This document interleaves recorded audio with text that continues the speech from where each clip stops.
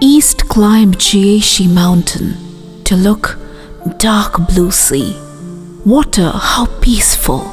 Island rise peak. Forest tree crowd grow. 100 grass abundant lush. Autumn wind cravans cold. Flood wave surge rise. Sun moon of travel like coming out its center. Star wide bright glorious like coming out its within. Lucky fairy arrive, oh, sing to chant ambition.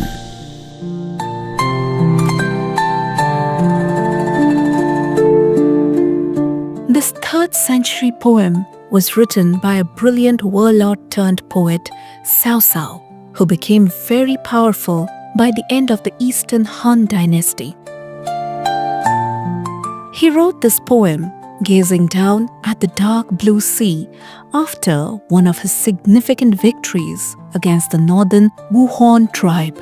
This is a description of the beautiful ancient China from the eyes of a warrior poet, while he stands on elevated ground in admiration of the magnificent natural beauty of the land and looks out at the dazzling sea.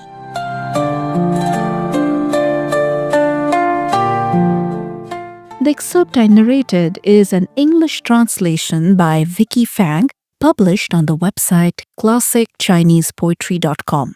There are more such translations of classic Chinese poems. Do check out the website. I have added it in the episode description.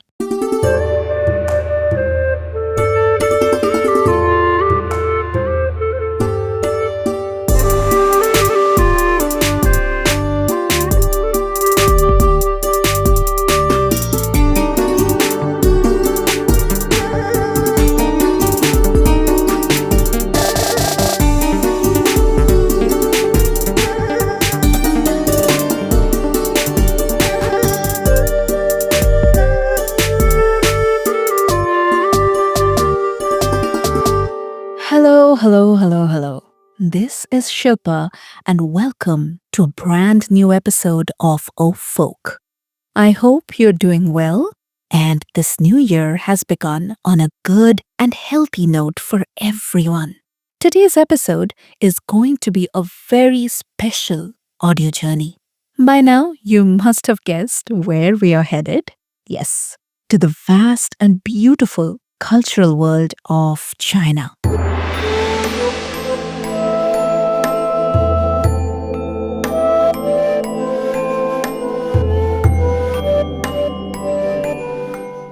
This episode is also my small way of celebrating the Chinese Lunar New Year, which began just a few days back on February 17th.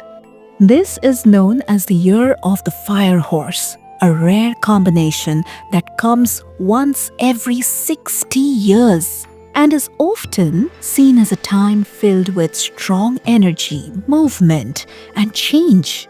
So, wherever you are listening from and if you're celebrating, wishing you and your loved ones a very, very happy, special Lunar New Year.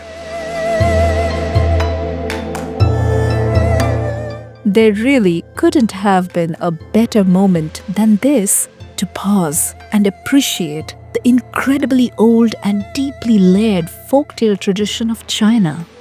These are stories that have traveled across generations, quietly carrying memory, belief, and imagination. And I'm especially excited about today's story because it has a gentle but surprising connection with the symbolic animal of this new year, the horse, in a way that is both beautiful and a little haunting.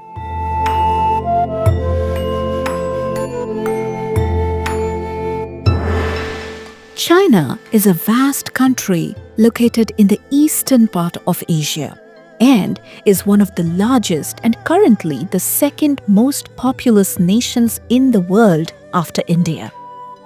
China borders 14 countries by land, making it the third largest country by area. Its capital city is Beijing, which serves as the political and cultural center of the country. While Shanghai is the most populous city by urban area and the largest financial center.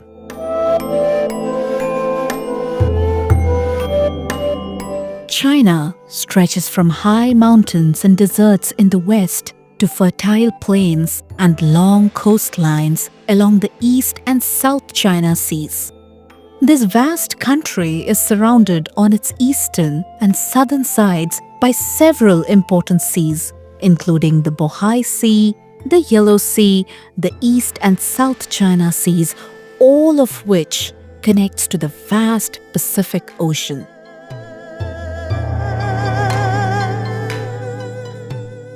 These waters have played a major role in trade, travel, and cultural exchange for thousands of years.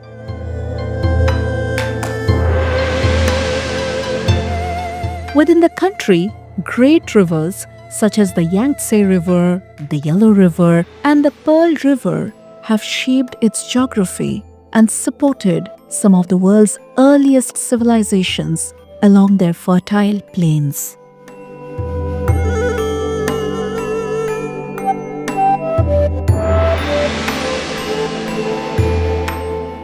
The official language of China is Standard Chinese, often called Mandarin.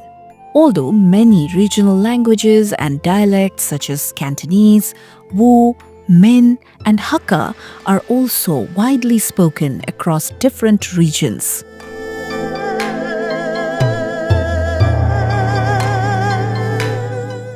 China does not follow one single religion.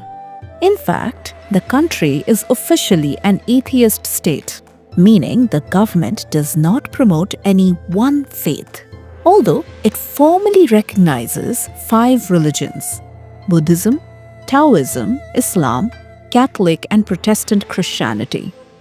It's more accurate to think of it as a civilization where spiritual life comes from a mix of philosophies, folk beliefs, and traditions that have grown over thousands of years.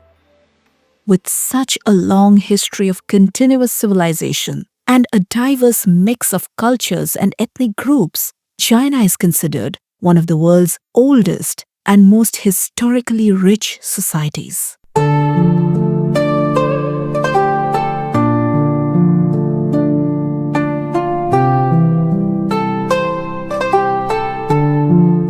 Archaeological evidence suggests that human presence in what is now China goes back incredibly far.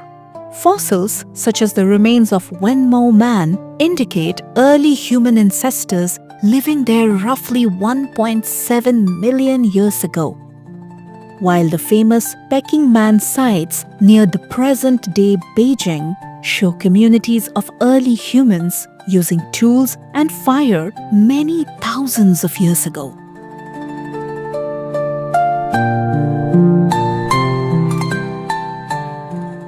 Over time, organized civilizations emerged along the Yellow River, leading to the first traditional dynasty, the Xia, followed by Shang and Zhao dynasties. China was first unified into a centralized empire under the Qin dynasty in 221 BCE, after which came the major ruling eras like the Jin, Han, Sui, Tang, Song, Yuan, Ming, and finally the Qing dynasty, which ended the imperial rule in 1911.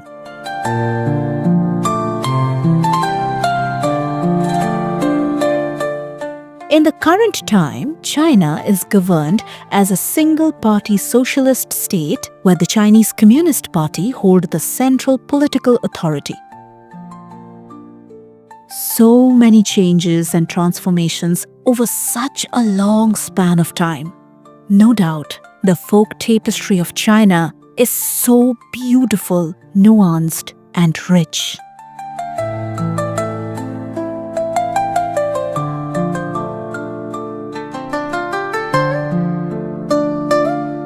Chinese folk culture has evolved over thousands of years, shaped not only by daily life and village traditions, but also by the rise and fall of powerful dynasties. Long before stories were written down, they were passed from mouth to mouth, told by farmers after harvest, by traveling performers in the marketplaces, and by grandparents.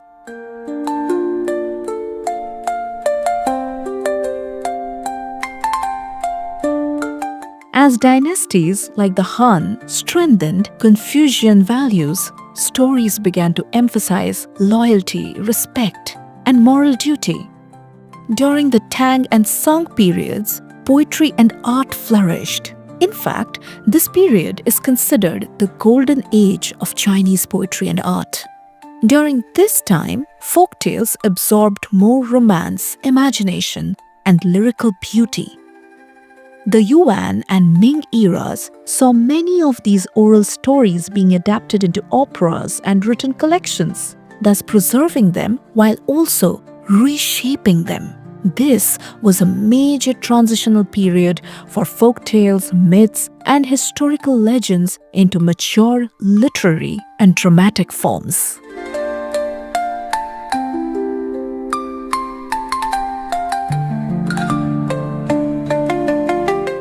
Over centuries, Buddhism, Taoism, ancestor worship, imperial politics, regional customs, and even Silk Road exchanges quietly and organically influenced these folktales. Chinese folktales include myths related to different kinds of origins, historical legends, ghost stories, animal fables, romantic tragedies, and moral parables. Among the most treasured are what's called the four great folktales of China: the Butterfly Lovers, the Legend of the White Snake, Lady Mengjiang, and the Cowherd and the Weaver Girl. These are very widely popular folk stories of love, sacrifice, longing, and destiny that continue to live quite commonly through music, theatre, and of course memory. Together, they reveal how storytelling in China has always been more than just entertainment. It has been a way of understanding life, power, nature, human heart, and most importantly, the much deeper philosophies of life.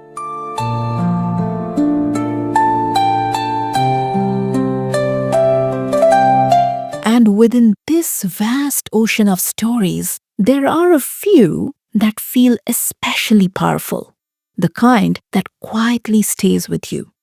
Today's story is one such. It brings together love, a promise made in desperation, transformation, and the mysterious origin of silk, one of China's most treasured cultural gifts to the world and truly the textile pride of the country.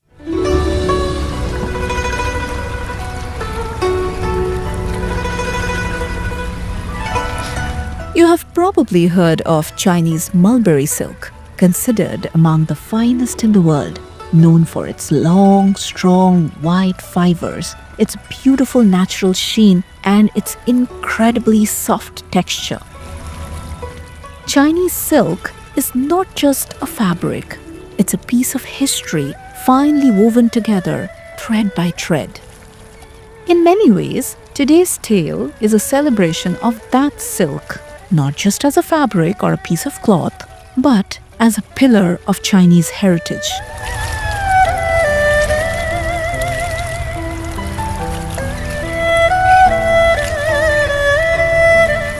This is the story of the Silkworm Mother and the White Horse. What makes it even more meaningful right now is its connection to the horse. Yes, the horse plays a central role in this legend. And as we have just stepped into the year of the horse, this connection feels almost poetic. I honestly couldn't think of a more fitting story than this to begin and celebrate the Lunar New Year.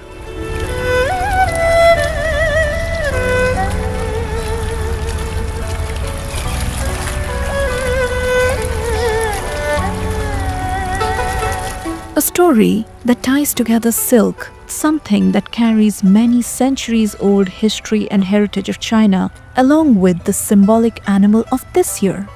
It's layered, it's emotional, and it carries the weight of history in a very unexpected way. Also, more importantly, while the story may be known within certain regions of China, it remains largely unfamiliar to audience beyond its cultural home. And that is precisely why it feels important to share it here, to gently bring forward a story that has lived for such a long time, yet rarely crossed borders, and to listen to it with fresh ears in this Year of the Horse. This story is found in Shoushenzhi, translated as Records of Searching for the Spirits. It's a seminal 4th century Chinese compilation of folklore, myths, and legends about spirits, ghosts, and immortals. Compiled by Jin Dynasty historian Gan Bao around 350 AD, it is considered one of the foundational texts of the strange story genre, significantly influencing later Chinese supernatural literature.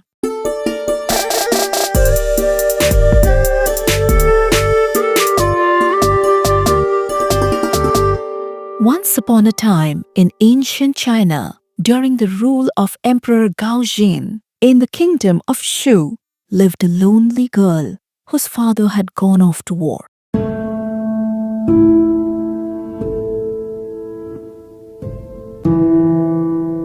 Even after many years, he didn't return.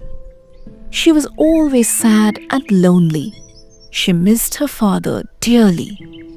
The young girl only had one friend at home, her father's brave white horse. She felt so lonely that she started talking to the horse.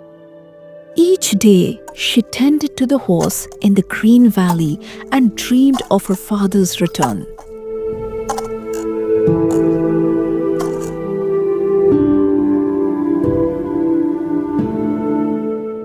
One quiet evening in the stable, the girl poured out her soul to the horse. "Oh, kind white horse, if you can find my father and bring him home, I promise I will marry you," she pleaded. The horse understood her sadness. Without a moment's hesitation, it galloped out of the barn. Within just a short period of time, the horse found the missing soldier and carried him back safely to the village.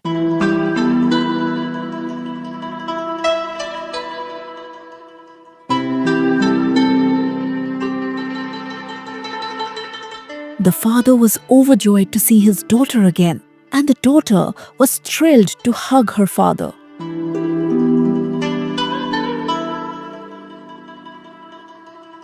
The daughter spoke ecstatically of the horse's bravery, but the horse wasn't happy with just these sweet words. He grew agitated and angry.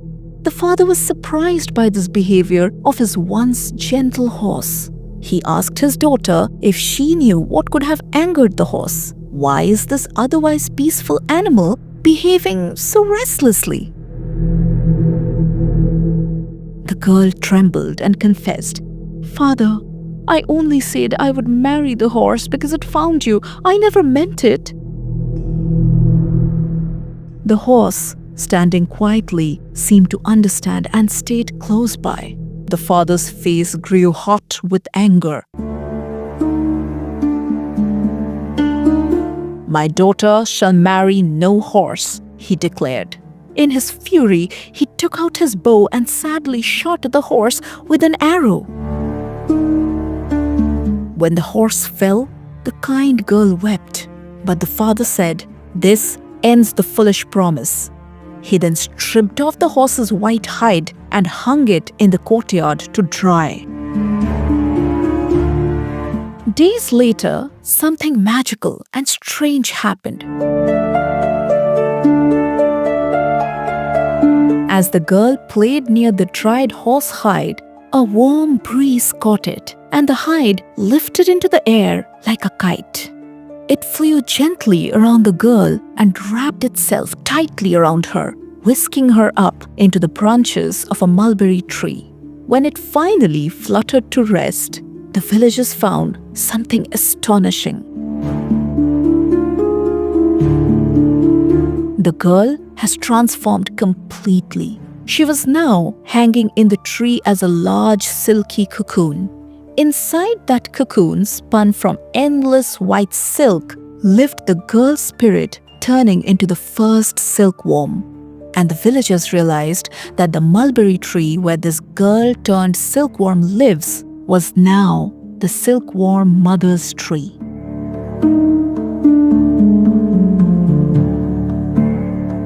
There is another version of the story where the girl emerged with a horse's head on her. Well, this might be symbolic, but if noticed closely, it can be seen that a silkworm's head actually looks quite like a horse's head.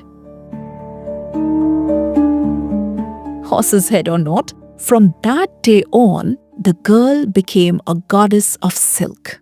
People began to call her the Silkworm Mother or Matao Niang, which basically means the horse-headed lady.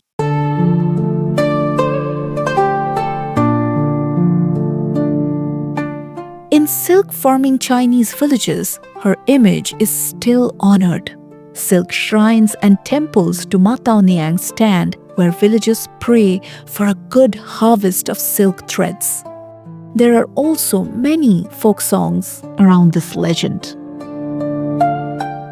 This is a reminder that there is an amazingly nuanced and interesting folktale at the origin of the soft and gorgeous mulberry silk. Just imagine every thread and every drape of this beautiful fabric has a small piece of folktale in it.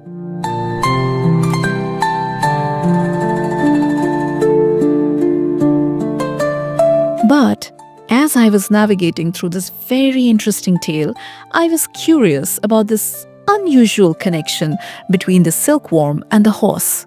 How did that come together? Well, as I dug deep, I found some interesting information.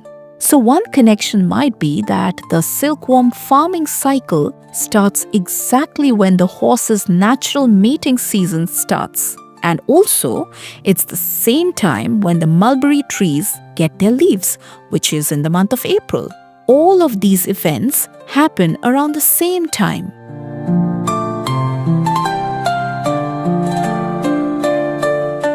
Another interesting thing to note is that sunlight governs horses' fertility.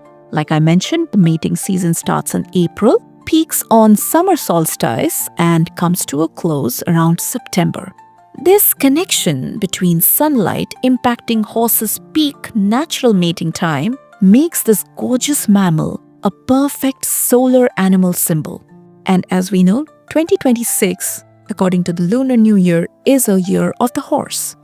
Interesting fact is that, as per Hindu Vedic astrology, year 2026 is governed by the sun, as the total digit sum of 2026 equals 1, the number associated with the sun. Isn't it amazing how everything comes together and forms a full circle? It amazes me how cultures across the globe are intertwined and connected so much.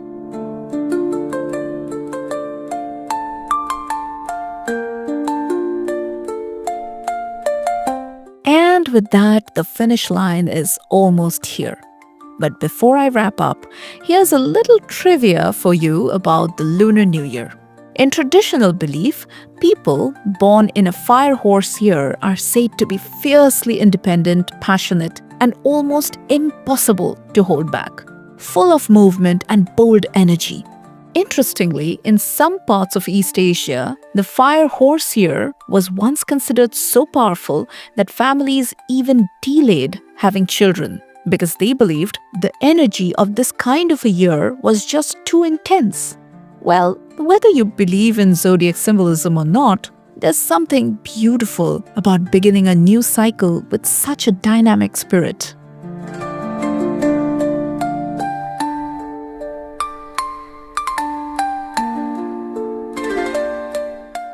And with that, we come to the end of not just this story, this episode, but also of the season 2 of Ohh Folk.